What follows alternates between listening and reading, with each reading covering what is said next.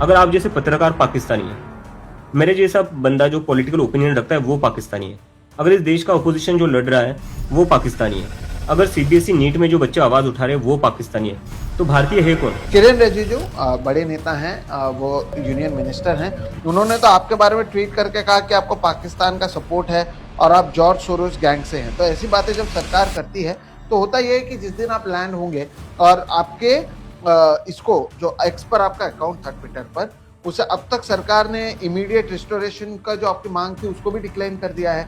वो मामला भी अभी भी चल रहा है। उन्होंने ministry of electronics and information technology से कहा है कि इससे आगे क्या करना है उसे लेकर वो बातचीत कर रहे हैं। आपको पाकिस्तानी बताया जाता है या पाकिस्तानी फंडेड बताया जाता है, जॉर्ज सोरोस बैंक का बताया जाता है। आपको बताया जाता है कि अर्नब गोस्वामी ने तो बड़ा वीडियो ही बनाया कि कैसे आपको यूएस में फंड मिल रहा है, वहां पर बैठकर बोलना आसान है वगैरह वगैरह।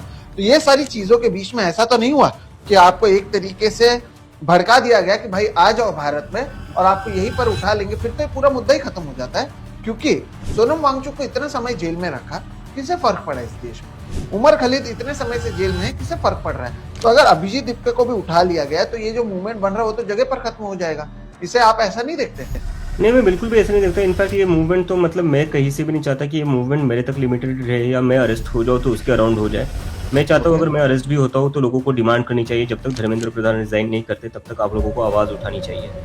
और रही बात एलिगेशंस की, मुझे फॉरेन फंडेड, मैं पाकिस्तानी हूँ, मतलब मेरी बात छोड़ दीजिए। सोई 17 साल का वेदांत जो सीबीएसई का एग्जाम दे रहा था, जिसने बोला कि मेरी मार्कशीट गलत चेक हुई है, उस 17 साल के बच्चे तक को इन लोगों ने पाकिस्तानी बोला है।